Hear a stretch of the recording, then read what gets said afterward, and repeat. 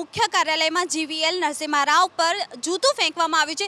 સૌથી પ્રથમ હરિભાઈ આપની પ્રતિક્રિયા શું છે કે જે પ્રમાણે નેતાજી ઉપર જૂતું ફેંકવામાં આવ્યું છે અને મુખ્ય કાર્યાલયમાં ફર્સ્ટ ટાઈમ એવું બન્યું છે, પહેલી વખત એવું બન્યું છે કે જૂતું ફેંકવામાં આવ્યું છે? મને લાગે છે લોકોમાં જે પ્રકારનો આક્રોશ હોય છે એ આક્રોશનું આ એક ભાગ છે એવું માનું છું। જીવીએલ પર કેમ ફેંકાયું એ અને આ કોણ ભાઈ હતા એ બંને બાબત એ તપાસનો વિષય છે। એવું પણ સામાન્ય રીતે કહેવાય કે એ તો થોડો માનસિક રીતે બીમાર હતો અથવા તો સિક્યોરિટી લેપ્સને કારણે આવું થયું, પણ મને લાગે છે આમાં યોજનાબદ્ધ રીતે બધું થતું હોય છે એવું મને માનવાને કારણ છે। કારણ કે લોકોમાં જે પ્રકારનો રોષ હોય છે, સાંભળતા નથી હોતા, સત્તાધીશો હોય છે, સત્તાધીશો સામે રજૂઆતો જે કરવાની હોય છે એ રજૂઆત એ લોકો જો સાંભળતા ન હોય અથવા તો લોકોના પ્રશ્નો ઉકેલાતા ન હોય ત્યારે સ્વાભાવિક રીતે સત્તાધીશ જે હોય એ સત્તામાં જે પક્ષ છે એની સામે છે ને આ પ્રકારની રોષ વ્યક્ત થાય એવું બને। ઘણી વખત એવું પણ બન્યું છે કે ક્યારેક કોઈ નેતા ઉપર શાઈ ફેંકવામાં આવી હોય, વિરોધ વ્યક્ત કરવાની આવી પદ્ધતિ હોય છે એવું મને તો લાગે છે। ડુ યુ ફીલ ધેટ કે હવે લોકોની સહનશીલતા ઘટી ગઈ છે, હવે લોકો સવાલના જવાબ નથી માંગતા, હવે ફક્ત ને ફક્ત એક્શનમાં માને છે? કોંગ્રેસ કાર્યાલયમાં 2009માં પી ચિદમ્બરમ પર જૂતું ફેંકવામાં આવ્યું હતું, ત્યાર પછીની આ બીજી ઘટના છે કે મુખ્ય કાર્યાલયમાં સિક્યુરિટી કોલેપ્સ પણ કહી શકાય, પરંતુ આ સહનશીલતા ખૂટી રહી હોય એની એક નિશાની પણ કહી શકાય? એનું કારણ બહુ સ્પષ્ટ છે।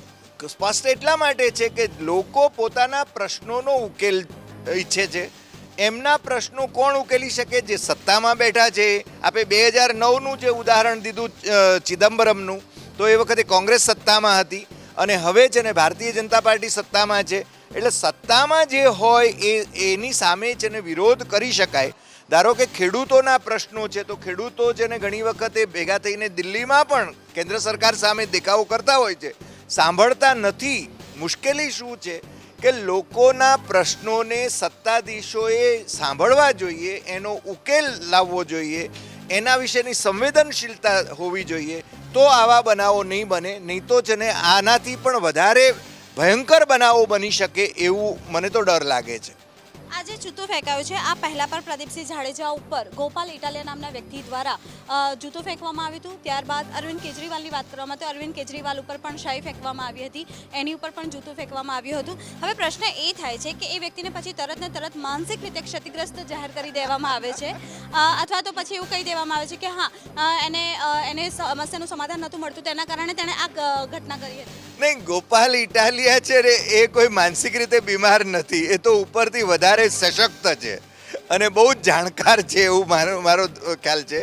પણ પ્રશ્ન એ થાય છે, તમે છે ને એ કાયદાકીય છટકબારી માટે જ્યારે એને માનસિક રીતે બીમાર જાહેર કરવામાં આવે એવું બની શકે, પણ મુખ્ય જે વાત છે એ આ છે કે લોકોના પ્રશ્નો પ્રત્યે જો રાજકીય સત્તાધીશો એ સંવેદના ગુમાવી બેસશે તો આના કરતાં વધારે ભયંકર પરિણામો એમણે ભોગવવાના આવશે એ બહુ સ્પષ્ટ છે। કારણ કે લોકો છે ને એ સતત રજૂઆત કરે અને પ્રશ્નો ઉકેલાય નહીં તો એ ધારો કે આજે જૂતું છે, કાલે છે ને બીજું કંઈક કરવામાં આવે અને તમે જ્યારે એમ તમારી સામે ઉદાહરણો છે તો કે ધારો કે શાઈ ફેંકવામાં આવી કે જૂતું ફેંકવામાં આવ્યું, ક્યારેક એવું પણ બની શકે કે ભૂતકાળમાં ક્રાંતિકારીઓ જે રસ્તો અપનાવતા હતા એ રસ્તો પણ આ લોકો અપનાવે। એટલે હું તો એમ માનું છું કે સત્તાધીશોએ લોકોની સમસ્યાઓનો ઉકેલ લાવવા માટે ત્વરિત પગલાં લેવા જોઈએ। બિલકુલ, જેમણે હમણાં જ ટીવી ઓન કર્યું હોય તેમને જણાવી દઈએ કે ભાજપના મુખ્ય કાર્યાલયમાં જીવીએલ ઉપર જૂતું ફેંકવામાં આવ્યું છે। પહેલી વખત એવી ઘટના બની છે કે જેમાં ભાજપના મુખ્ય કાર્યાલયમાં કોઈ એક વ્યક્તિ પર જૂતું ફેંકવામાં આવ્યું હોય। લોકોની સહનશીલતા ઘટી ગઈ છે, હવે જો તેનું સોલ્યુશન નહીં આપવામાં આવે તો આવનારા દિવસો છે કપડા ચઢાણ સમાન સાબિત થશે। ઘણા બધા નેતાઓનો વિરોધ પણ આજે થયો છે, જેમ કે હાર્દિક પટેલનું જે હેલિકોપ્ટર હતું એને લેન્ડ કરવા દેવામાં નથી આવ્યું, પંચમહાલમાં જે નેતા હતી તેની તરત તાબડતોડ એની જે રેલી હતી એને કેન્સલ કરી દેવામાં આવી હતી, તેમની સભા હતી એને ટૂંક સમયમાં જ કરી દેવામાં આવી હતી। ડુ યુ ફીલ ધેટ કે પહેલાંની સરખામણીમાં અત્યારે હાલ મતદાર જાગૃત થયો છે? નહીં, મતદારો અને લોકોએ જાગૃત થવું જ જોઈએ। લોકોને જગાડવા એ મીડિયાનો પણ ધર્મ છે અને લોકો જાગે અને પોતાના અધિકારો વિશે જાગૃત રહે તો એમાં કશું ખોટું નથી। એમના અધિકારો જ્યારે માગે છે, એમની માગણીઓ માગે છે, હું તો એમ કહીશ કે એમણે શાંતિના માર્ગે આંદોલન કરવું જોઈએ.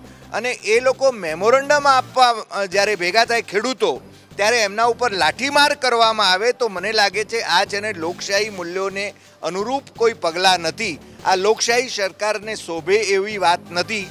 એટલે હું તો એમ માનું છું કે સરકાર, સત્તાધીશો, સત્તાપક્ષ અને વિપક્ષ એ બધાએ આ બાબતમાં જેને સમજદારીપૂર્વક વર્તવું જોઈએ.